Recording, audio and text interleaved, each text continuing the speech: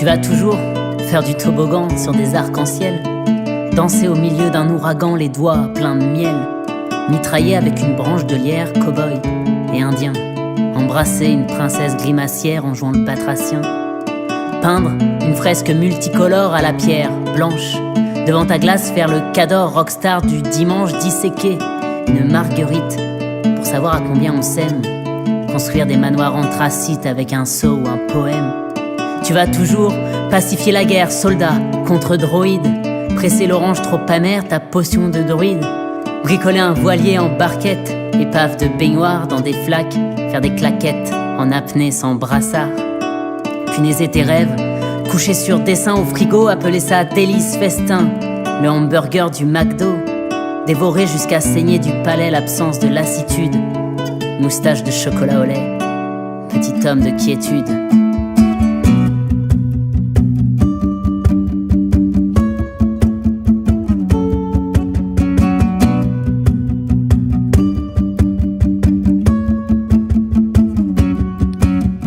Maintenant, tu te mets la tête à l'envers, pas le chauve-souris.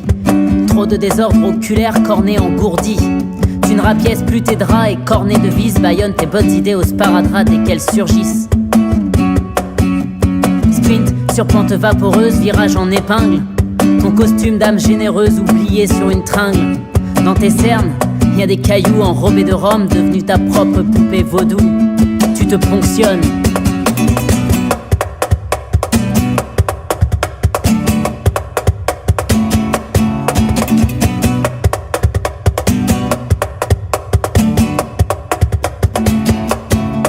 T'envisages dans la trace d'un verre sur le bar, ta vie en perspective, dilapide, en ardoise, en code barre, sans prospective. À quelle heure on se prend pour de bon avec nos ficelles? Quand est-ce que l'innocence fait faux bond, se dépucelle? Oui, tu as buté l'enfant en toi à ton insu. Trop tard, quand tu t'apitoies sur ce trop perçu. Juge ou coupable de tes actes oblitérés, pour infanticide il te traque tous tes regrets.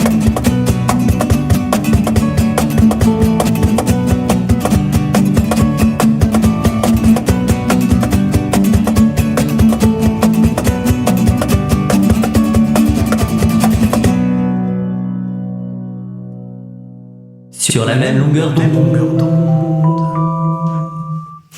Bonjour à tous et bienvenue dans cette nouvelle émission de Sur la même longueur d'onde, émission préparée par le groupe d'entraide mutuelle de Poitiers.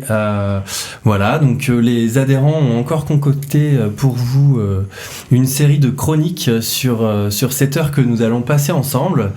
Et donc tout de suite, bonjour Corentin, toi qu'est-ce que tu as préparé pour aujourd'hui ? Bonjour à tous, aujourd'hui je vais vous proposer une synthèse sur la conférence sur les droits de l'autisme qu'on a suivie il y a 2 semaines. Ok, merci. On a aussi autour de la table Jérôme, notre célèbre écrivain du GEM. Bonjour Jérôme. Bonjour à tous, vous voilà rassurés, un nouvel épisode de Neurorama aujourd'hui. Ah, excellent, hâte de découvrir ça. On est aussi avec Aurélie. Aurélie, salut. Bonjour. Ouais, ça va, il fait beau aujourd'hui ? Un peu froid quand même. Hein. Voilà, on fait la blague parce qu'on se dit jamais ça en fait. Voilà. Et il y a plein d'autres personnes qui sont aussi autour de la table aujourd'hui. Romain à la technique et puis les autres chroniqueurs qui ne sont pas en face d'un micro mais que vous aurez l'occasion d'écouter par la suite. On va commencer directement avec donc la chronique de Dorian qui pour la 2e émission nous a enregistré ces infos inutiles. Les sabords inutiles de Dorian pour devenir expert en rien et briller là où personne ne regarde. Bonjour et bienvenue dans les Savoirs Inutiles, votre chronique pour briller en société. En ce 31 janvier, permettez-nous, mon cher ami et moi, de vous présenter nos meilleurs vœux pour la dernière fois cette année. Car oui, aujourd'hui, c'est la deadline officielle. Demain, je ne veux plus entendre de bonne année. Alors rangez donc vos cartes de vœux et concentrons-nous sur ce qui compte vraiment. Savoirs inutiles, mais indispensables. Alors commençons, vous le voulez bien ? Pendant les fêtes, vous avez dû sûrement commander des trucs en ligne. Eh bien, sachez que vos achats faisaient partie des 170 millions de colis traités par la poste en cette période. Ah, ça explique pourquoi mon grille-pain est arrivé complètement toasté. Il devait faire la queue derrière tous les autres. Et oui, ça fait beaucoup de colis. Mais, fun fact, certains colis contenaient probablement du caca. Oui, vous avez bien entendu. Bah, c'est officiel. Même les colis vivent des situations de merde. À qui le dis-tu ? Car une étude française baptisée le French Gut collecte des échantillons de sel pour analyser le microbiote intestinal. Leur objectif est d'en récolter 100 000 d'ici 2027. Alors, pourquoi pas vous ? Devenez un héros de la science et déposez votre bouse à l'édifice. Et tant qu'on est dans la thématique, connaissez-vous le caca de la baleine ? Non ? Eh bien, il est rose. Rose ? Eh bien, moi qui pensais que seules les licornes avaient le monopole du caca glamour. Il faut croire que non. Cette teinte chic vient d'un pigment contenu dans les krills, leur nourriture préférée. Maintenant, la vraie question est, sent-il la rose ? Mystère et bubblegum. Et en parlant de rose, saviez-vous que le Guinness World Record du plus haut rosier grimpant est de 27,70 m de haut ? Oui, un rosier de 8 étages. Eh ben, si vous pensez que vos plantes d'intérieur a été impressionnantes, c'est raté. Allez, maintenant, on prend encore un peu plus de hauteur pour une anecdote vertigineuse. Direction le 24e étage d'un immeuble au Canada. Un jour, Gary Hoy, un avocat de 39 ans, a voulu prouver que les vitres de son bureau étaient incassables. Comment ? En se jetant dessus, tout simplement. Et vous avez probablement deviné la suite. La vitre a cédé. Gary a donc fini 24 étages plus bas, aussi brisé que le verre censé être indestructible. Ce pauvre Gary avait une vision très horizontale de son test. Ah, vraiment dommage qu'il n'ait pas pris en compte la direction verticale. Moralité, ne défiez jamais les lois de la gravité. Nous allons maintenant nous intéresser à la cénosilicaphobie. Savez-vous ce que c'est ? Eh bien, c'est la peur de voir un verre vide. Pour ces gens, voir le verre à moitié plein n'est pas seulement une philosophie, mais c'est une question de survie. Ah, c'est donc la peur du vide, mais version apéro. Enfin, une phobie avec laquelle je peux m'identifier.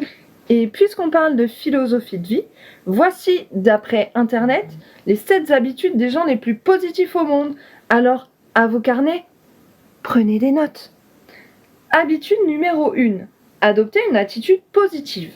Souriez pendant qu'on vous marche dessus. Après tout, c'est un massage gratuit. Et avec des crampons, c'est mieux pour la circulation sanguine. Habitude numéro 2. Soyez persévérant.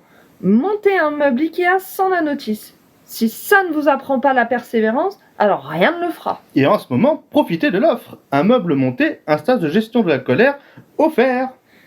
Habitude numéro 3. Fixez-vous des objectifs et atteignez-les. Écrivez le mot « objectif » sur un papier. Accrochez-le au mur et visez-le avec une fléchette. Félicitations, vous venez de fixer et d'atteindre un objectif. Prochaine étape, reboucher les trous dans le mur. Habitude numéro 4. Bien vous entourer. Tracez un cercle autour de vous et positionnez-vous au centre de celui-ci. Vous voilà bien entouré. Habitude numéro 5. Profitez du présent. Alors, si je me souviens bien, je profite, tu profites, il profite, nous profitons. Bref, vous l'avez compris, profitez de la vie. Habitude numéro 6. Avoir confiance en soi. Ayez autant confiance en vous que dans les muscles de votre anus quand vous tentez un paix à risque. Ah, je connais un proverbe ivoirien à ce sujet. Celui qui avale une noix de coco fait confiance à son anus. Et enfin, 7e et dernière habitude, recentrez-vous sur vous-même. Reprenez le cercle que vous avez tracé précédemment et remettez-vous au milieu de celui-ci. Et voilà, vous vous êtes recentrés. Mes chers amis, c'est ainsi que cette chronique s'achève. Mais n'oubliez pas, restez curieux, restez inutile, mais toujours avec style. Ah, et petit conseil, si un jour vous avez des doutes, rappelez-vous que les pingouins ne volent pas, mais ils déchirent. Allez, ciao! Style FM, à Neuville-de-Poitou et à Loudun, 89.7 et 98.1. La radio du Nord-Vienne. Merci Dorian de nous avoir préparé cette nouvelle chronique inutile. Dorian que nous retrouverons tout à l'heure en interprétation de Ophélie dans Neurorama. Sans transition, Corentin, tu as participé à une sortie avec le GEM à l'Espace Mendès France sur une conférence droit et autisme. Tout à fait. Et donc, tu nous fais la synthèse de ce qui s'est dit à cette conférence. Avec plaisir. Donc, nous avons eu la chance de participer à la conférence menée à l'Espace Mendès France de Poitiers par monsieur Romain Routier, docteur en droit public. En effet, ce mercredi 15 janvier dernier, une poignée d'adhérents du GEM Nacranciel a été sensibilisée au cadre juridique en matière de troubles du spectre de l'autisme sous l'angle de l'inclusion. Au cours de cette conférence, les difficultés liées au parcours de santé, de diagnostic et d'inclusion nous ont été présentées. Nous sommes partis du postulat qu'aujourd'hui environ 700 000 personnes ont été diagnostiquées, soit à peu près 1% de la population française.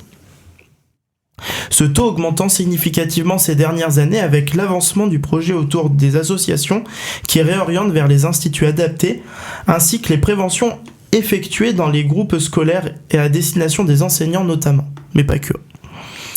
Les difficultés pour accéder aujourd'hui à ce parcours de santé seraient dues principalement, premièrement, au phénomène de nomadisme médical. C'est les difficultés pour les familles à trouver un médecin traitant et ainsi favoriser un bon suivi via le relais dans les recherches et de solutions adaptées. La deuxième problématique serait un manque d'antennes médicales aptes à effectuer les diagnostics.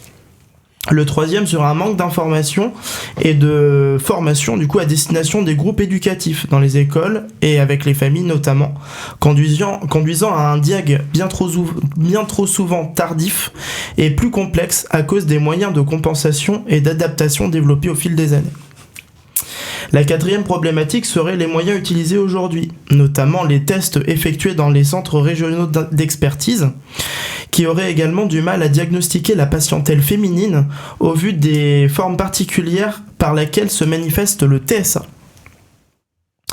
Nous sommes revenus rapidement par la suite sur le parcours historique des avancements sur la prise en charge des personnes porteurs de TSA et de leurs droits, notamment sur le premier cas écrit dans des rapports médicaux de 1943, alors considéré comme un trouble psychotique lié à un repli émotionnel sans déficience intellectuelle.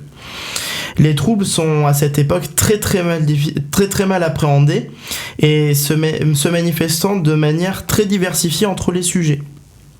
Il était alors difficile de faire la différence entre un comportement qualifié d'atypique et de réels troubles autistiques. Beaucoup d'amalgames et d'erreurs ont pu alors être effectués. Depuis, la définition de l'autisme et ses critères de diagnostic ont beaucoup évolué. Les mécanismes biologiques impliqués, principalement génétiques, sont de mieux en mieux connus.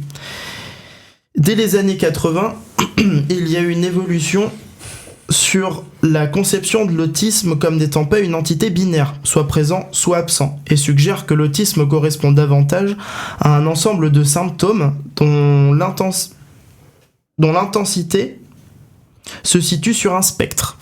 Par exemple, si on considère la communication sociale, les troubles peuvent varier d'une difficulté dans l'établissement des interactions avec autrui et un retrait social majeur. C'est à partir de cette période que l'autisme n'est plus reconnu comme un trouble d'origine psychotique. Il faut attendre quand même 1996 pour que le TSA soit considéré comme un handicap et de ce fait mieux pris en charge en 2004. En 2004, il sera finalement reconnu comme un handicap dit social et invisible. Des termes qui seront associés à de nombreux droits, notamment liés à la loi handicap de 2024 et du projet Interact Proctefa, retravaillant principalement sur l'inclusion dans le milieu scolaire et dans un meilleur parcours de santé sur le plan du dépistage. La conférence se terminera enfin sur un libre-échange avec la prise de parole du public où nous comprendrons que beaucoup reste encore à faire, notamment sur l'inclusion en Parcoursup des étudiants porteurs de TND, c'est le trouble du neurodéveloppement, mais aussi dans l'inclusion et le maintien d'un emploi à long terme. Nous mettons également en lumière les difficultés de l'accès au dépistage et parcours de santé pour les adultes dans certaines régions comme dans la Vienne par exemple. Nous serons alors vivement incités, suite à ces constats, à participer à la construction de la loi handicap de 2025 lors des recueils informationnels par les organismes agréés. Merci pour votre écoute. Merci pour votre écoute, pardon. Ce fut un réel plaisir de partager avec vous le résumé de cette conférence. J'espère que les informations que j'ai pu vous partager aujourd'hui vous ont été utiles. Je passe maintenant la parole à la rubrique suivante. À bientôt. Merci beaucoup Corentin d'avoir fait toute cette chronique en rappelant que aujourd'hui tu avais la voix un peu cassée puisque tu étais malade. Alors bravo d'avoir mis autant d'énergie à nous transmettre ces infos qui sont en fait super importante. Tout à fait. Tout ce que tu as dit là, j'ai l'impression que les adhérents ici ont une bonne vision de ce que c'est, puisque c'est le quotidien de ce que vous vivez. Et c'est aussi un intérêt important pour la radio, en tout cas notre émission, de diffuser ces connaissances-là. Donc merci d'avoir fait ce travail. C'est un plaisir. Voilà. On va continuer avec une bonne et une mauvaise nouvelle. La mauvaise nouvelle, c'est que notre écrivain Jérôme ne sera pas présent le 15 février à Cultura pour la dédicace. Mais la bonne nouvelle, c'est que Jérôme est avec nous aujourd'hui. Il est resplendissant. Vous pouvez pas le voir, mais il est vraiment très très beau. Bonjour Jérôme. Bonjour à tous. Donc, suite aux infos que nous a donné Corentin, toi tu fais une chronique pour nous redonner le sourire. C'est Neurorama. Voilà, après Corentin qui était dans le sérieux, retour au rire et à la déconne. Donc, j'aimerais mettre en garde nos chers auditeurs sur le caractère hyper addictif du programme qui va suivre. Encore plus dangereux que de la drogue dure telle que le crack ou l'héroïne ou encore les épinards en boîte. Pour ceux qui ont écouté les 2 premiers épisodes, vous risquez d'être complètement accro après ce 3e épisode. Il y en a même qui ont fait une crise de manque le mois dernier parce qu'il n'y a pas eu de diffusion, et nous devons vous avertir que ni le GEM TSA 86 Nacre-en-Ciel ni Radio Style FM ne prendront en charge les nombreuses cures de désintox qui ne manqueront pas de se déclarer. Cela dit, vous devriez pouvoir vous débrouiller tout seul, puisqu'une bonne cure de désintox consistera à regarder en boucle tous les épisodes de la série Plus belle la vie. Et pour les plus atteints, il faudra enchaîner sur tous les épisodes de la série Amour, gloire et beauté. Il y en a pour un moment, mais il faut ce qu'il faut. Alors bon courage et bonne chance. Maintenant, toute autre chose. And now for something completely different, comme aurait dit le célèbre John Cleese dans Les Monty Python. Pour tous nos amis ayant des problèmes de prostate, veuillez vous éloigner du poste ou alors porter une protection, car à cause du caractère hilarant de ce programme, vous allez lâcher plus d'une goutte. Vous allez mouiller grave votre slip. Vous risquez donc de pisser dans votre froc, comme on dit dans les milieux populaires. Car même si la diffusion de notre feuilleton se limite pour l'instant au Grand Poitiers, j'ai de grandes ambitions pour Neurorama, et j'espère bien un jour inonder tout un continent.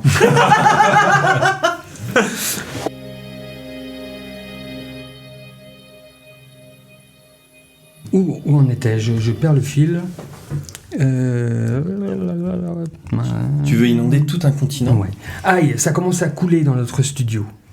Pour finir, et avant qu'une bande de toxicos de Neurorama, plus communément appelés les Neuroraman, me saute dessus pour m'arracher des doses de prochains épisodes, je voudrais dire à tous ceux qui ont une ou plusieurs codes cassés ou fêlés, éteignez carrément votre poste, car une crise de fou rire quand on a les codes cassés, c'est très douloureux.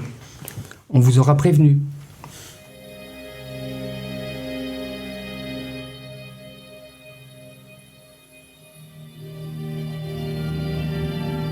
Neurorama.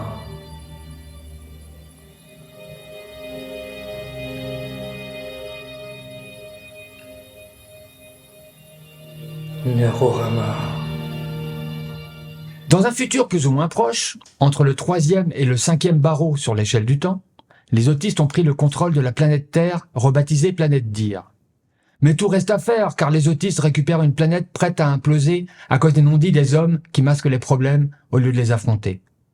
Nous retrouvons le professeur Nicolas Sperger, accompagné de son équipe à Poitiers, au lieu de l'étude et de l'observation de la neurotypie en France.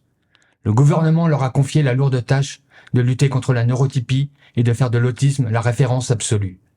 Pour cela, ils ont créé une machine censée les aider dans cette tâche. Cela permettra de remettre l'humanité sur le chemin de la raison pour qu'elle puisse à nouveau se baigner dans l'amour la paix et la joie. Vaste programme. Résumé de l'épisode précédent. Nos deux amis échangent sur l'intérêt de lutter contre les conventions sociales et sur les moyens d'y parvenir. Ils retournent alors à l'Institut afin de tester le neuroreconfigurateur sur leurs cobayes volontaires. Épisode 3, le neuroreconfigurateur. Nous voici rendus dans la salle de contrôle. Alexis, quels sont les paramètres ? Tout est normal, professeur. Le sujet semble avoir bien réagi au stimulateur cérébrospinal. Le scanner qu'on lui a fait passer et qui nous a permis de situer les zones perturbées dans le cortex est vraiment très précis, ainsi que l'encéphaloscan. Le laser semble avoir bien nettoyé le noyau synaptique.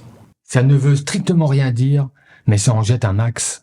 Très bien, nous allons maintenant pouvoir vérifier si l'individu est vraiment déconditionné ou si c'est juste qu'il n'aime pas le thé et qu'il a un problème avec les British. Si vous ne comprenez pas cette tirade, c'est que vous n'avez pas bien écouté le 2e épisode.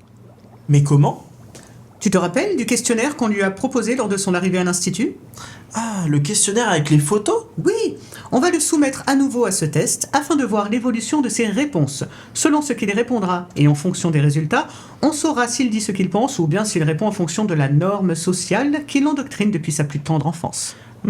Mais il pourrait très bien simuler pour nous faire croire que nos expériences ont fonctionné, alors qu'en fait, il serait toujours sur l'influence neurotypique. C'est pourquoi nous allons réaliser en simultané un encéphaloscan, le célèbre examen mis au point par le professeur Triste Poire, et nous pourrons alors comparer les résultats avec celui que nous avons effectué avant les premiers tests. Pouah, c'est brillant, professeur. Mademoiselle Printemps, allez chercher le volontaire et préparez-le pour la séance de test. Oui, professeur. Bien, professeur. Tout de suite, professeur. Nous retrouvons toute l'équipe, ainsi que notre volontaire, Benoît de Saint-Jacques, Benoît de Saint-Jacques, vous l'avez ou quoi ? Qui est là complètement pas à l'insu de son plein gré. La question que l'on doit se poser est la suivante. De quoi la tête de Benoît de Saint-Jacques se compose-t-elle ? Là, vous l'avez quand même.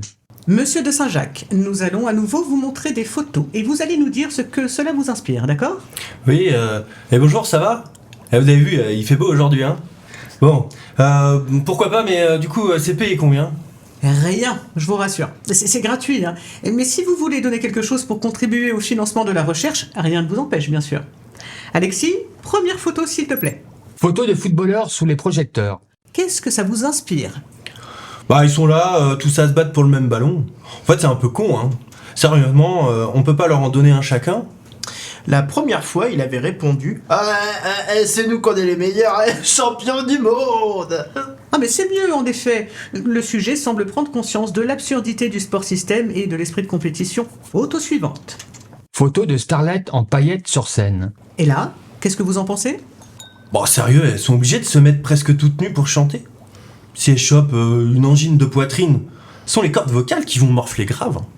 La première fois, il avait répondu « Écoutez bien, le show business est vraiment super photogénique. » Ah mais très bien. Le sujet semble se détacher du caractère superficiel du star system et de ses dérives dégradantes. Ah, photo suivante. Photo d'une abeille qui butine. Ah, c'est beau la nature tout de même. La première fois, il avait répondu « Ça me fait penser que j'ai oublié d'acheter mes miel pops. »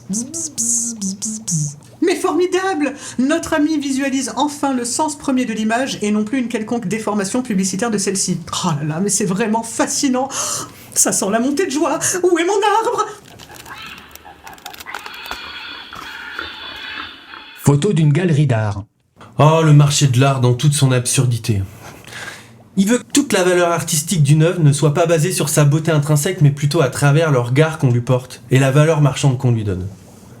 Aujourd'hui, une boîte de sardines avec une fourchette plantée dedans peut avoir plus de valeur artistique qu'une sculpture de Rodin. Et un tableau monochrome peut avoir plus de valeur artistique que la Joconde, par exemple. Non mais... Et en plus, si t'oses dire ça, on te répondra clair et subjectif, n'est-ce pas ? La première fois, il avait répondu « Ah, l'humain est absolument génial et l'art est vraiment la concrétisation de ce génie. » Prise de conscience de la virtualité insensée de l'univers artistique ou plutôt du marché de l'art. Oh là, c'est intéressant. Photo d'un défilé de mode. Oh mais là c'est grave. Non mais sérieux, elles ont pas honte de défiler dans ces tenues débiles. Mais franchement, qui c'est qui va apporter ça? En tout cas, c'est pas Madame Martin pour aller faire son marché. Hein. Sans compter les conséquences physiologiques de porter des talons aussi hauts. Elles vont se niquer le dos, ces crétines. En plus, ça doit être une galère de marcher avec ça, alors que des tout petits mocassins, c'est tellement plus mignon. Alexis, je crois qu'on le perd là. Mais qu'est-ce qui se passe? Bah je sais pas, professeur, les commandes ne répondent plus. Photo de star de ciné sur la croisette. Franchement mais quand je pense à tout ce fric que les gens payent pour apprendre des textes et jouer des rôles, pour chanter des âneries dans un micro ou pour taper dans un ballon pendant que nous, on trime à faire bouffer nos gosses. Putain, c'est abusé quand même. Nos métiers, ils sont aussi respectables que ceux de ces gens-là. On est vraiment trop cons d'accepter ça. Mais putain, mais il doit dire fou. Alexis, non mais t'es sûr qu'on n'a pas trop forcé sur les doses de laser? Je ne sais pas, professeur, mais là ça clignote de partout sur l'écran de contrôle de l'encéphaloscan. On se croirait à Las Vegas. Waouh, mais c'est joli, toutes ces couleurs. On se croirait à un feu d'artifice, mais sans les bruits qui font du bruit. C'est apaisant pour les oreilles. Oh, Ophélie, au lieu de me raconter des conneries, venez m'aider à débrancher le neuro-reconfigurateur. Je crois que ça commence à fumer. Faudrait pas que ça explose. Mais moi je veux bien, mais elle est où la prise? Ah, je sais pas, vous n'avez qu'à suivre le fil électrique, dépêchez-vous. Oh mais mon Dieu, mais c'était trop beau pour être vrai. Les cheveux hirsutes du professeur, façon Albert Einstein, les yeux exorbités de son assistant, façon Tex Avery, la tenue débraillée de Miss Ophélie Printemps, façon Poupou Pidou, nous donnaient une idée du cataclysme qui venait de se produire dans le laboratoire. Et je préfère ne pas vous parler de l'état de Benoît de Saint-Jacques, façon fruit de mer farci.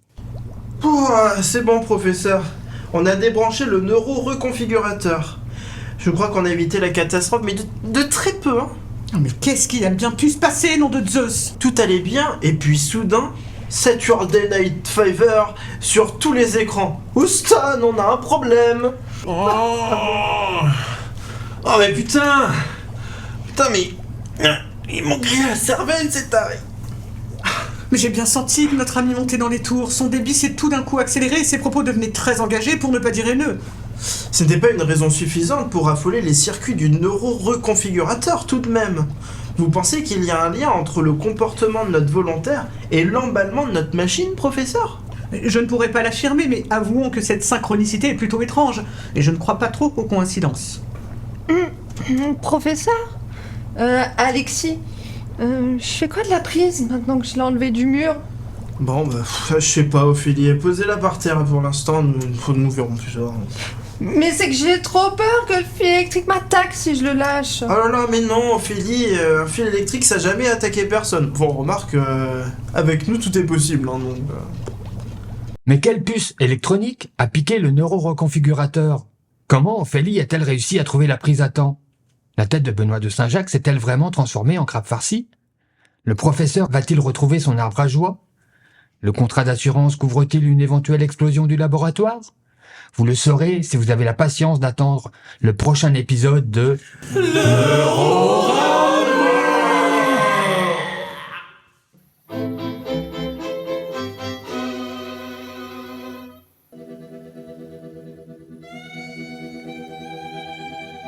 Neurorama, un feuilleton radiophonique du GEM TSA 86 Nacre-en-Ciel, contrôlé par le ministère de la Désinteraction sociale.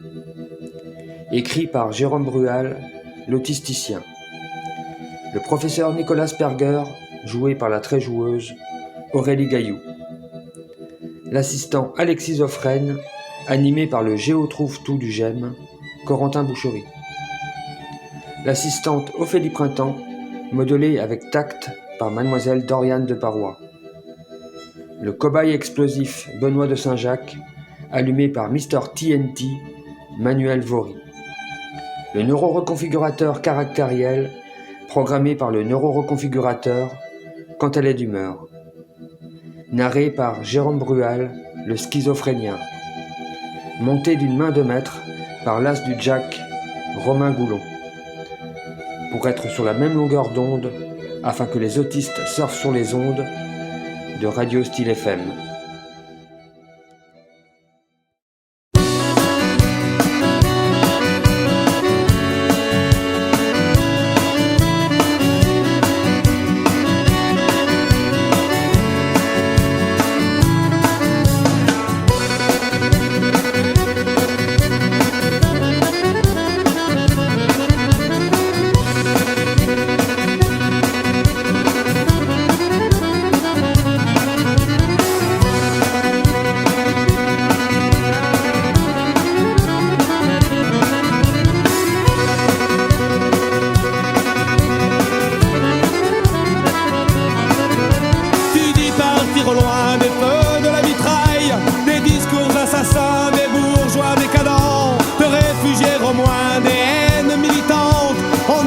tes silences de noir taché de sang. Tu dis vouloir mourir pour la vie d'un enfant. Tu dis vouloir aimer inconsidérément.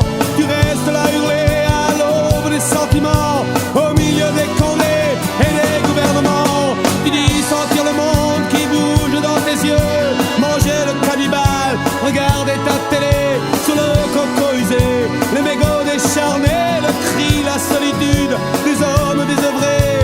Tu dis pouvoir partir, aller par les rosards et faire de ton dimanche des jours sans le Dieu, et vivre dans l'espérance des ancêtres déchus, des Jacques et des Garance, des paradis perdus.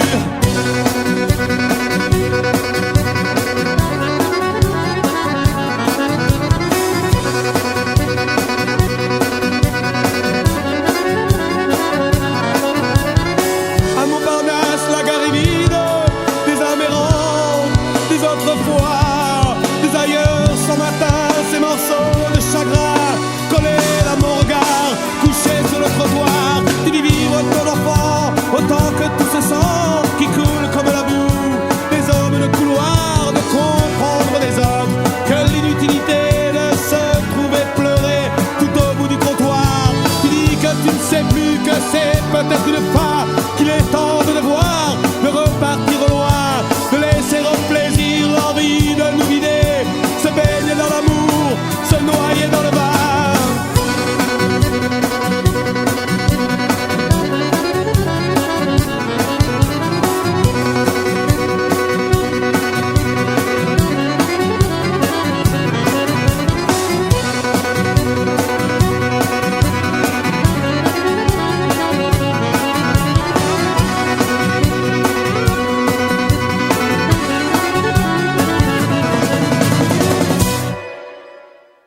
Style FM, la radio conviviale et pas banale. C'est un régal. C'est pour ça qu'on l'aime. De retour à l'émission Sur la même longueur d'onde, vous venez d'écouter Red Carrel à Montparnasse. Pour cette deuxième partie d'émission, Tristan vient de nous rejoindre. Bonjour Tristan. Bonjour à tous. Voilà, Tristan, tu participeras à la dernière partie de l'émission qui est donc la table ovale. Et Ibrahima vient de nous rejoindre. Bonjour à tous, chers auditeurs et chères auditrices. Je suis content de vous revoir à la radio. Style FM. Et donc tout de suite, nous vous proposons les actualités du GEM animées donc par Ibrahima et par notre animatrice du GEM.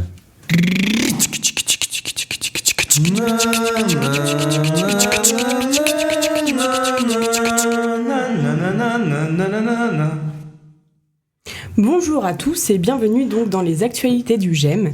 Aujourd'hui, donc nous allons refaire un retour sur Noël et le Nouvel An que nous avons passé au GEM, où nous avons eu le plaisir de retrouver une quinzaine d'adhérents autour de bonne nourriture, d'activités et plein de fou rires. Corentin, qui est présent avec nous, a eu le plaisir de nous présenter un jeu de société qu'il a créé lui-même. Nous sommes ravis d'avoir été présents pour ce moment et nous avons hâte de l'essayer. Le samedi 11 janvier, nous avons préparé des soupes au GEM TSA avec 4 adhérentes, donc Marine, Cécile, Ghislaine et Valérie. Elles sont disponibles au GEM pour nous accompagner lors de nos soirées. Notre magnifique salle sensorielle est enfin terminée. Nous remercions tous les adhérents qui ont été présents pour ces travaux. Elle est maintenant fonctionnelle pour les adhérents qui le souhaitent. Nous avons eu le plaisir très récemment de recevoir les différents GEM de Poitiers autour d'une discussion sur toutes nos activités et également pour faire connaissance. Nous serons ravis de les revoir autour d'une nouvelle discussion. Merci Amandine. Dernier point de ces actualités du GEM, nous avons fait un groupe de parole sur la pérédance il y a quelques semaines pour aider chacun à définir cette notion et pour réfléchir à des outils qui seront utiles au sein du GEM. Pour faire un lien avec ce groupe de parole, là, nous allons faire pour la fin de l'émission une table ovale qui porte sur la pérédance. Merci à tous. Et merci à toutes. Je vous remercie de nous avoir bien écoutés et j'espère que nous aurons le plaisir de vous retrouver sur Style FM, une radio qui envoie. Exactement. Excellent, merci beaucoup de ce travail, c'était superbe. Ibrahima, on peut dire que tu es la star de cette émission aujourd'hui parce que les auditeurs ne le voient pas. Mais nous avons une photographe de l'UDAF qui est présente avec nous dans la salle aujourd'hui pour te prendre en photo pour une future exposition dont nous vous donnerons plus d'informations sur une prochaine émission. Et j'espère que c'est tout la briller pour très longtemps, mais qu'elle ne cessera pas de briller. Non. Eh bien, Ibrahima, tu restes à l'antenne avec nous tout de suite. Je crois que tu nous as préparé une chronique de Monsieur Ibrahima. Oui, aujourd'hui, je vais vous parler de quelque chose d'un petit peu original, un petit peu en retard, parce qu'on est le 31 janvier. C'est vrai, dans ce que je veux... Aide-moi Manu. Oui, le 31 janvier, le programme que je fais, comment on appelle ça déjà c'est la chronique de Monsieur Ibrahima. Oui, mais ma chronique historique. Ouais. J'ai décidé de parler de quelque chose d'un petit peu original, pas forcément de roi ou de reine. J'y reviendrai parce que c'est un petit peu mon dada. Mais là aujourd'hui, je vais vous parler de l'épiphanie. Alors. Parce que l'épiphanie est passée le 6 janvier, mais nous sommes le 31 janvier. L'origine de l'épiphanie et de la galette des rois, je vais vous en parler et j'espère que vous en aurez une très bonne appréciation. À l'origine, l'épiphanie est une coutume païenne. La tradition du partage d'une galette n'est aucunement liée au christianisme. Elle serait plutôt un hommage au roi Saturnal de l'époque romaine.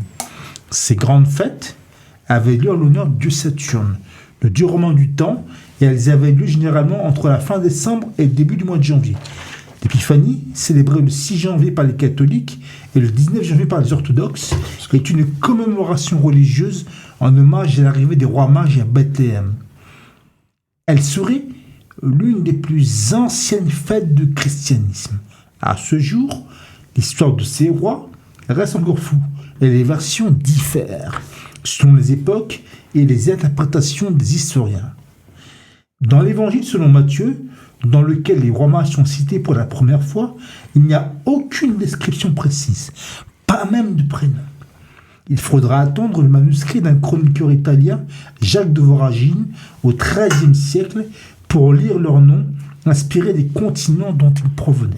Gaspard, Melchior et Balthazar auraient été guidés par une étoile sur l'évangile de Matthieu, jusqu'à l'enfant Jésus. Aujourd'hui, il n'y a plus de certitude sur le fait que les rois mages étaient bien trois, ni même qu'ils aient réellement existé. Comme l'explique le journal La Croix, bien des biblistes mettent en doute la véracité de cette séquence. Une invention littéraire de l'évangéliste pour rappeler aux juifs devenus chrétiens que l'enfant de Bethléem était non seulement le roi du peuple d'Israël, mais aussi des nations païennes. Autrement dit que le salut s'adressait à tous. Ils auraient offert 3 cadeaux à l'enfant Jésus, né 12 jours avant leur rencontre. De l'or, en hommage à la royauté du Christ, de l'encens, en hommage à sa divinité, et de la myrrhe, servant à embaumer les corps pour annoncer la mort du Christ, symbole aussi de rédemption pour toute l'humanité. Au IVe siècle, saint Ambroise de Milan décrira ces présents comme une manière de souligner ce que représentait Jésus, à la fois roi, Dieu et homme mortel. Je vous remercie de m'avoir très bien écouté et je vous réserve pour le 28 février une émission encore plus palpitante et encore plus excitante, mais vous en saurez plus pour le 28 février et je pense que, accrochez-vous, ça va voler. Oh. Merci Ibrahima, là tout le monde applaudit autour de la table. Ce qu'on peut dire, c'est on peut profiter de l'antenne pour dire que toi tu serais passionné de parler d'histoire aux enfants. Oui, c'est un vieux projet que j'ai, c'est que je voudrais bien apprendre, non pas apprendre, mais c'est pas apprendre, forcément apprendre, c'est transmettre quelque chose de tout petit, pas les tout petits, parce qu'après, faut qu'ils soient en âge de comprendre ce que je veux dire, mais à leur niveau, il faut que leur apprendre je voudrais qu'ils me posent des questions sur ce qui les intéresse, ce qui les interpelle, ce qui les questionne, et moi je serai là pour répondre à leurs questions, mais je ne leur poserai pas de questions, je ne les interrogerai pas, parce que je suis mal à l'aise dans ce genre Moi, je te trouve très à l'aise puisque tu es passionné et donc passionnant pour parler d'histoire. Et je sais que tu peux transmettre cette passion aux plus petits. Mais quand on me pose des questions, je suis plus à l'aise. Mais si je parle tout seul, je perds pied et j'ai l'impression de m'envoler, de faire. J'ai pas envie de faire un hors-sujet ou de ne pas me faire comprendre parce que ils sont petits, donc ils sont jeunes. Il faut que j'aille à leur niveau. Il faut que je comment vous dire.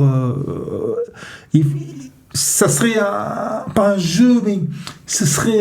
Partager ta passion. Oui, partager ma passion, mais avec leur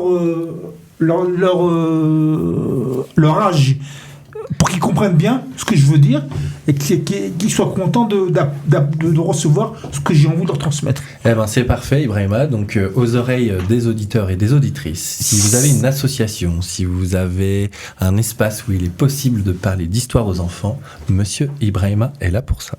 Et je précise, je connais très très bien l'histoire de France, je me vante pas, et je connais tous les rois, tous les empereurs. Tu peux faire ton CV. Hein. Et si je voudrais bien, si une question, des interrogations sur jusqu'à une certaine époque, je serai dans mon élément. Je suis comme un poisson dans l'eau. Parfait. Merci Ibrahima, merci pour cette chronique et pour avoir participé aux actualités du GEM. Maintenant, nous allons avoir la dernière chronique donc, de cette émission qui va être donc une table ovale, puisque tout le reste des chroniques qu'on a fait jusqu'ici, c'est un peu comme TF1 qui cherche à avoir du temps de cerveau disponible pour les publicités. Nous, on a cherché à modeler votre cerveau, à le détendre pour que la présidente du GEM puisse faire sa propagande dans la table ovale. Et j'ai quelque chose à vous raconter. Ok, installe-toi et parle-nous de tout ça.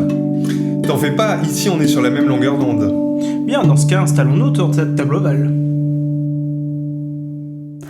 Bien le bonjour tous et toutes, et je suis très enthousiaste comme toujours de vous retrouver, mais surtout à l'idée de vous parler de cette notion qui a été évoquée à plusieurs reprises tout au long de cette émission, la pérédance. J'ai rien contre les mamans, mais c'est pas le sujet. Donc cette pérédance...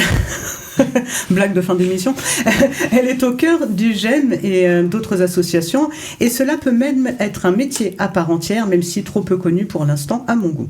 Et si je devais résumer donc cette pérédance, ce serait une entraide entre personnes souffrant ou ayant souffert d'une même maladie, d'un même trouble ou d'un même handicap.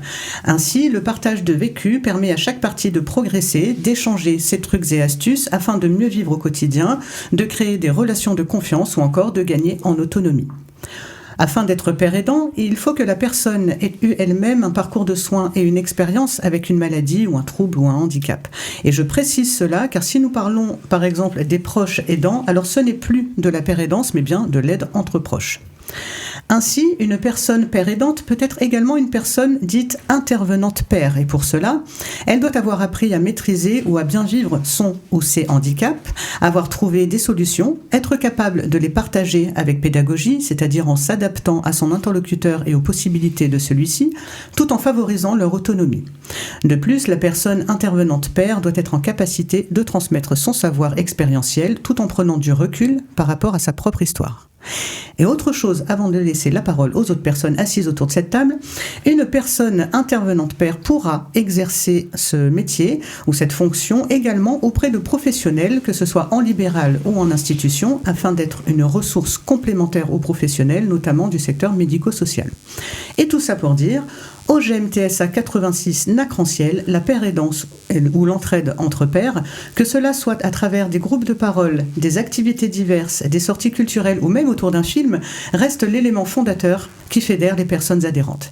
Et je sais, j'ai beaucoup parlé en peu de temps et c'est pourquoi je propose notamment à Corentin et Tristan de me rejoindre sur ce sujet, car finalement ils en ont des choses à dire.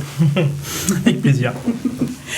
Et je peux même commencer par une petite question parce que hors antenne, l'air de rien, on a discuté entre nous. Et Tristan, par exemple, est-ce que tu veux bien partager avec nous ton expérience de père aidant modérateur sur le réseau social Discord ?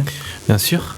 Alors, de 2017 à 2023, j'ai été modérateur sur un gros serveur Discord qui s'appelle Spectrum, qui est un serveur Discord francophone sur l'autisme, donc principalement avec... un grand public autiste diagnostiqué ou en cours de diagnostic ou en recherche, des alliés aussi, tels que des parents. Il y a quelques alliés des professionnels de santé, du handicap aussi. On a un petit peu de tout, des alliés comme des personnes concernées par l'autisme. Et moi, j'étais modérateur du coup de 2018. Donc, je suis arrivé sur le serveur a été créé en 2017. Je suis arrivé, j'étais modérateur jusqu'en 2023. Donc de 2017 à 2023, j'étais modérateur sur ce serveur. Un serveur qui découle en fait d'un groupe qui a été créé à partir d'un groupe de personnes qui étaient déjà sur un forum qu'on appelle Asperanza. Et du coup, notre travail, entre autres, autre que la modération, donc tout simplement faire la police et faire en sorte que le règlement soit bien respecté par les membres, on a aussi un travail de pair et danse, un travail qui en fait consistait à aider, donner des conseils aux nouveaux arrivants ou même aux anciens qui auraient des questions sur l'autisme, même pas forcément que l'autisme, puisqu'on s'attaquait aussi à d'autres comorbidités comme le TDAH, les troubles 10, les troubles TAG, des troubles anxieux généralisés. Les autismes, dans l'autisme, il y a beaucoup de comorbidités. Il peut y avoir aussi de l'épilepsie, il peut y avoir aussi des troubles plus proches de la bipolarité ou de la paranoïa et des choses comme ça. Mais principalement, le but de notre intervention, c'était sur l'autisme. Du coup, on avait des salons. Alors, pour ceux qui ne connaissent pas à peu près Discord, c'est une plateforme, réseau social, où en fait, des communautés peuvent se créer ce qu'on appelle des serveurs. Et dans les serveurs, il y a plusieurs salons. Donc en fait, c'est en quelque sorte des chatbox, mais on peut en avoir plusieurs par serveur. Et du coup, ce qu'on fait, c'est du coup des thématiques. Et entre autres, dans cette thématique, il y avait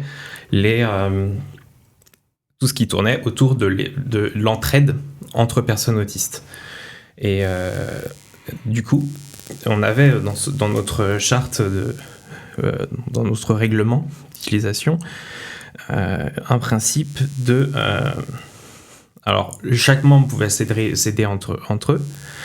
Les modérateurs répondent à des questions sur l'autisme ou sur d'autres sujets, mais principalement, là, on parle d'autisme. Par contre, une règle importante, c'est qu'on ne peut pas se substituer à un professionnel. C'est de la pair et danse, c'est de l'entraide entre autistes. La majorité d'entre nous étaient diagnostiqués, en tout cas pour les modérateurs, on était diagnostiqués. Et du coup, on donnait des conseils que l'on connaissait par rapport à nos textes, à notre façon de vivre, par rapport à notre expérience personnelle, mais aussi par rapport à ce qui est écrit dans le DCM-5 pour l'autisme. Par contre, un diagnostic ne peut pas être posé par une personne. On ne peut pas s'auto-diagnostiquer non plus. On passe toujours par la phase d'aller voir un médecin traitant qui nous renvoie vers un CRA ou vers un médecin libéral qui pourra ensuite poser ou non un diagnostic. Donc voilà, et les diagnostics ont quelque chose aussi de différentiel. Donc c'est pareil qu'on avait par exemple pas mal de membres qui arrivaient et qui étaient en fait avaient des comorbidités proches de l'autisme et qui finalement se retrouvaient à avoir simplement un HQI ou simplement un TDAH ou une autre pathologie plus grave entre guillemets comme de la schizophrénie. C'est pour ça que on peut pas se substituer à un professionnel, on peut pas dire ah oui clairement t'es autiste, ou la personne ne peut pas s'auto-diagnostiquer en disant qu'elle est autiste parce que imaginons qu'en fait finalement elle est simplement un TDAH. Voilà. Donc moi je participais à ça, à ces conseils, donc nous on avait notre propre charte de ce qu'on pouvait dire ou ce qu'on ne pouvait pas dire par rapport à ça, évidemment, notre façon d'aller vers les autres, de notre façon de parler, et parce que il faut pas non plus qu'on ait l'air en fait de faire du biais d'autorité. On est simplement là pour conseiller. Moi, j'ai vécu ça, donc peut-être que ça se passera comme ça. Je te conseille de lire tel livre, d'aller voir tel professionnel. Voilà. C'était principalement donc dans ce genre d'approche envers les membres. Voilà. Et est-ce que c'est toujours actif ? Oui, le serveur est toujours actif. Moi, je suis plus modérateur. Alors, s'il y en a qui connaissent Spectrum, mon nom c'était Wolfie. Voilà, au cas où. Et non, personnellement, j'y vais encore un peu de temps en temps. Enfin, non, je dis non, pas non, oui, j'étais vraiment. Enfin, mon pseudo c'est sur le serveur est Wolfie. C'est la vérité. Ce que je veux dire, c'est que j'y vais plus régulièrement.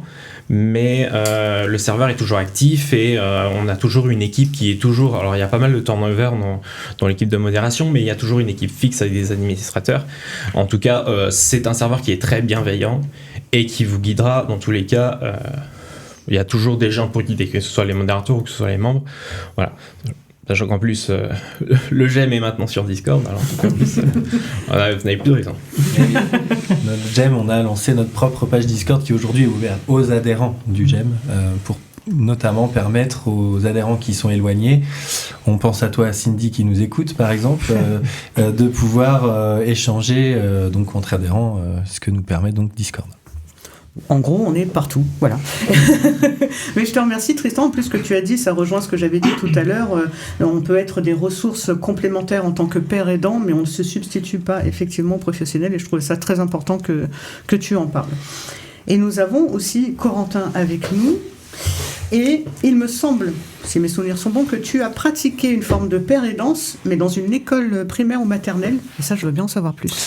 Tout à fait, moi mon rapport à la père aidance ne date pas d'aujourd'hui, même si je savais pas à l'époque quel nom précis ça a. Aujourd'hui c'est un concept qui est vachement plus clair, puisque au GEM c'est une valeur ressource fondamentale. C'était surtout quelque chose qui me suivait sur toutes mes professions, la première étant bien sûr celle avec les plus jeunes, dans les écoles primaires, maternelles notamment, où j'étais là-bas sur les temps périscolaires, donc en tant qu'animateur, sur les classes qui étaient appelées, je ne sais pas si c'est toujours le terme encore utilisé aujourd'hui, mais Ulysse. Donc c'est un concept qui vise à l'inclusion du coup des enfants en situation de handicap. Donc avec TND notamment, mais pas que, ça peut être aussi sur de la précarité sociale. Donc c'était des classes qui étaient très très mixtes au final, mais qui visaient une belle valeur qui était l'inclusion, qui fonctionnait à mon sens plutôt pas mal. Mais déjà à l'époque, donc je parle de cette fameuse époque, il doit y avoir peut-être une dizaine d'années, quelque chose comme ça, où les enseignants et les équipes pluridisciplinaires avaient besoin de ce soutien-là. Je parle de soutien dans le sens où ils avaient une approche théorique de ce qu'était l'handicap, sûrement une bonne volonté pour la majeure partie d'entre eux, je l'espère quand même, mais ça manquait de ressources, on peut dire ça comme ça, de formation, comme je pouvais le préciser tout à l'heure dans ma synthèse, sur la conférence, et moi justement mon rôle là-dedans, enfin ce que je m'étais promis de faire, et puis ce qui m'animait le plus en tant qu'animateur, c'était d'aider ce public-là à mieux affronter les difficultés de la scolarité, notamment sur l'inclusion, j'en parle, mais c'est quand même un certain défi quand même pour beaucoup d'enfants qui sont dans la difficulté de comprendre les échanges, les interactions, je dirais les lois, mais c'est pas exactement ça, c'est le règlement d'une école, enfin comment sont régis les temps, notamment sur le temps périscolaire, c'est un peu ils sont un peu livrés à eux-mêmes avec leur code, ce qui leur reste, ce qu'ils ont acquis, et parfois faire le tri là-dedans c'est plutôt complexe. Et moi dedans j'étais assez sensibilisé du coup à tout ce qui était les difficultés liées à la scolarité, pour avoir vécu moi-même une scolarité assez complexe dans laquelle j'ai développé pas mal de qualités, notamment sur de l'adaptation, sur essayer de comprendre à ma manière comment réussir à s'intégrer ou à mieux vivre l'échange avec les autres. Et j'ai pu le remettre en application en transmettant ces petites méthodologies-là qui ont bien fonctionné, que je trouvais assez bienveillant par rapport à une demande qui était parfois mal comprise par mes collègues ou de par le cadre qui du coup m'employait, et une sollicitation du coup qui m'était reproposée chaque année, puisqu'on avait bien capté qu'il y avait quelque chose qui passait en fait dans ce que je pouvais proposer, quoi. Et moi-même, je m'y épanouissais beaucoup. Il y avait une interaction qui est, je dirais, primordiale du coup avec ce public-là, qui était là bien sûr avec l'ensemble des élèves, mais particulièrement avec ces classes-là dont je savais comprendre le besoin et répondre avec les plus grandes capacités que je pouvais développer, quoi. Est-ce que ça répond un peu à ces interrogations ? C'est beau. C'était beau. J'ai une question subsidiaire. Est-ce que tu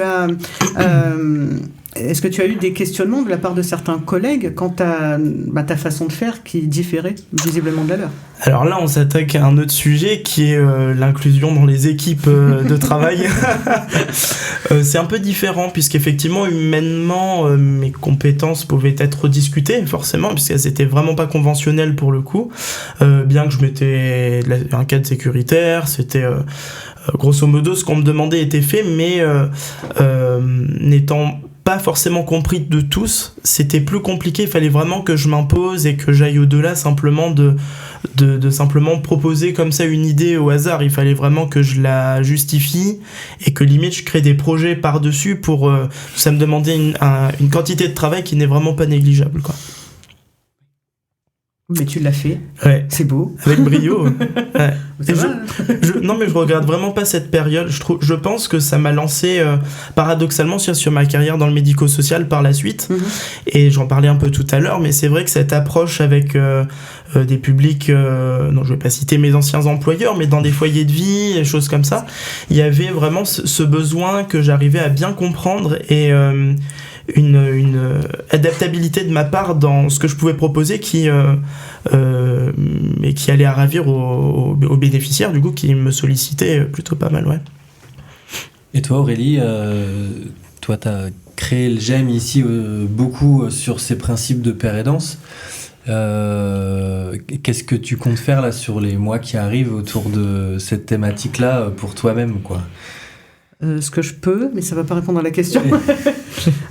Dans les grandes lignes, parce que je peux pas trop en dire, parce que j'ai pas toutes les infos déjà. Non, parce que tu as envie de faire, quoi. Oui, un objectif atteignable, ce serait de parvenir à professionnaliser ce que je fais dans la pair et danse et de devenir, on croise les doigts et les orteils, une personne intervenante pair. Waouh. Ouais. Ça serait trop bien. C'est le moment de parler aussi d'hip-hop qui, du coup... un groupe de personnes qui dynamisent la pair et danse au niveau du département de la Vienne, mais aussi de toute la région Nouvelle-Aquitaine, sur lequel on a déjà pu tous les deux intervenir au mois de novembre, et qui dynamise. Enfin voilà, on a rencontré d'autres associations de Poitiers qui sont aussi sensibles à ces questions de pair et danse, et il y a un vrai dynamisme autour de ça qui est vraiment sympa, quoi. Sur lequel tu participes activement et sur lesquels on a envie d'emmener les adhérents et de... Enfin, en fait, je suis super content que vous ayez pu aussi partager vos expériences, parce que j'ai l'impression que c'est vraiment une des richesses, un des savoirs principaux d'un groupe d'entraide mutuelle. Voilà. Et puis même au-delà de ça, je suis plutôt d'accord avec ce que tu dis, Manu. Pour moi, la pair et danse, c'est vraiment quelque chose qui, même au-delà des frontières du handicap, dans la vie de tous les jours, l'entraide mutuelle, c'est vraiment une ressource qui, je pense, est essentielle dans la vie de tout à chacun, vraiment. Indispensable. Indispensable, ouais. Ok, merci beaucoup pour cette table ovale qui était en direct sur Style FM. STYLFM, Style FM, 89.7 et 98.1. Nous arrivons à la fin de cette émission. Donc c'est le temps de remercier tout le monde qui est autour de la table. Donc je commence donc par Dorian. Merci d'avoir proposé ta chronique inutile. J'espère que tu nous en referas une pour le mois prochain. Merci Tristan, Corentin d'avoir participé donc à la table ovale. Merci à vous. Merci. Un vrai plaisir. Ouais, merci Ibrahima, merci Amandine. C'était un très très beau plaisir. Et j'espère qu'on aura l'occasion de se retrouver pendant très très très longtemps, je l'espère bien. Ouais. Merci Jérôme d'avoir écrit et présenté toujours avec brio les épisodes de Neurorama. On sait qu'il y en aura encore sur les mois qui arrivent puisqu'on en a déjà enregistré 2 de plus. Donc la suite dès le mois prochain. Et merci Aurélie. Mais oui, merci à moi. Pardon, merci à vous. Voilà, n'hésitez pas à diffuser. Merci Romain, mais j'avais prévu un truc pour toi parce que bon, je la fais maintenant. Allez, vas-y, balance. Puisque la prochaine émission, ce sera donc le 28 février et ce sera ta fête, donc Romain, notre technicien, puisque nous serons la Saint-Romain. et merci Manu au fait. Ah bah oui, bien sûr, merci Manu. Avec grand plaisir. Donc vous pourrez retrouver cette émission en podcast donc sur le site Style FM. Vous pouvez partager donc le post Facebook qu'on va faire depuis le GEM TSA Poitiers à ce sujet-là pour diffuser. Nous, on cherche pas spécialement à être écouté par plein de gens. Ça nous fait plaisir de le faire. Et en même temps, on se rend bien compte que notre plaisir à faire ça et les infos et la manière dont on le fait peut potentiellement être utile à du monde. Donc n'hésitez pas à le partager. Un de nos... une de nos adhérentes nous envoie un message pendant l'émission en disant que Pepsi Glace sur le réseau X parle de notre émission en direct. Alors faites la même chose, parlez, partagez de manière à ce que notre émission puisse vivre. Merci encore à tout le monde et à la prochaine. Rendez-vous sur la même longueur d'onde.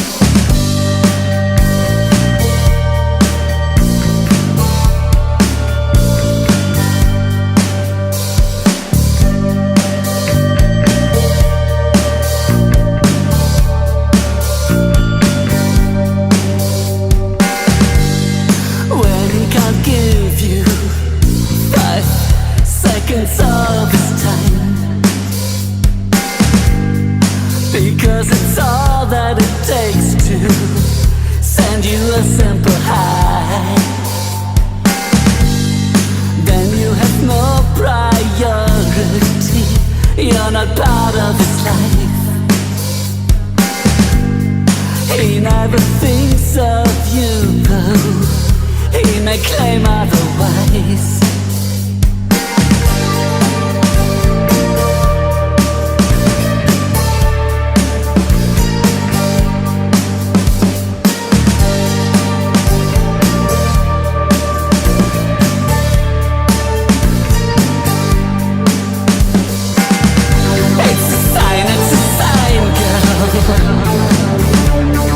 Open your eyes. Please do not fool